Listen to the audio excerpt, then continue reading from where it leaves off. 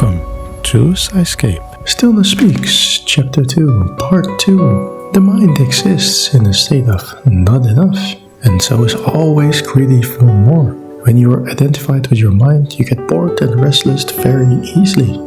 Boredom means the mind is hungry for more stimulus, more food for thought, and its hunger is not being satisfied. When you feel bored, you can satisfy the mind's hunger by picking up a magazine, making phone calls, switching on the TV, surfing the web, going shopping, or, and this is not uncommon, transferring the mental sense of lack and its need for more to the body and satisfy it briefly by ingesting more food. Or you can stay bored and restless and observe what it feels to be bored and restless. As you bring awareness to the feeling, there is suddenly some space and stillness around it, as it were.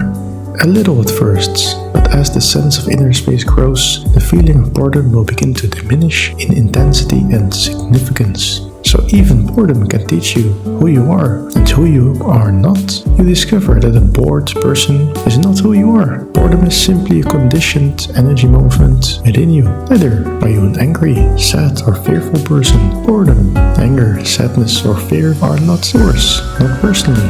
They are conditions of the human mind. They come and go. Nothing that comes and goes is you. I am bored. Who knows this? I am angry, sad, afraid. Who knows this? You are the knowing, not the condition that is known. Prejudice of any kind implies that you are identified with the thinking mind. It means you don't see the other human being anymore, but only your own concept of that human being. To reduce the aliveness of another human being to a concept is already a form of violence. Thinking that is not rooted in awareness becomes self-serving and dysfunctional. Cleverness devoid of wisdom is extremely dangerous and destructive. That is the current state of most of humanity. The amplification of thought as science and technology, although intrinsically neither good nor bad, has also become destructive because so often the thinking out of which it comes has no roots in awareness. The next step in human evolution is to transcend thought. This is now our urgent task. It doesn't mean not to think anymore, but simply not to be completely identified with thought, possessed by thought.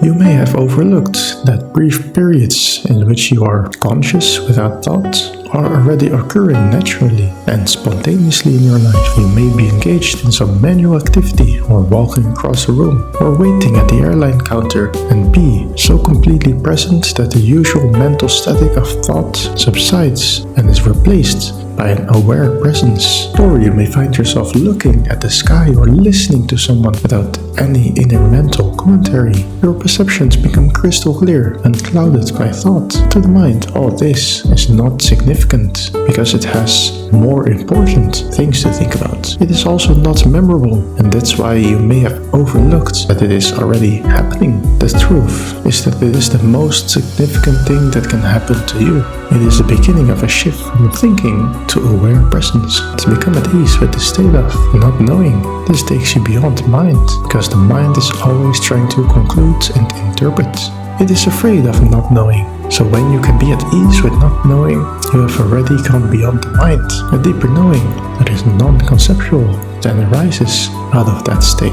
Artistic creation, sports, dance, teaching, counseling, mastering any field of endeavor implies that the mind is either no longer involved at all or at least is taking second place. A power and intelligence greater than you and yet one with you, in essence, takes over. There is no decision-making process anymore. Spontaneous right action happens and you are not doing it. Mastery of life is the opposite of control. You become aligned with the greater consciousness. It acts, speaks, does the work. A moment of danger can bring about a temporary cessation of the stream of thinking, and thus give you a taste of what it means to be present, alert, aware. The truth is far more all-encompassing than the mind could ever comprehend. No thought can encapsulate the truth. At best, it can point to it. For example, it can say all things are intrinsically one. That is a pointer, not an explanation. Understanding these words means feeling deep within you the truth to which they point. Thank you for watching. Hope you enjoyed it. Follow along for more to come, and until then, cheerio.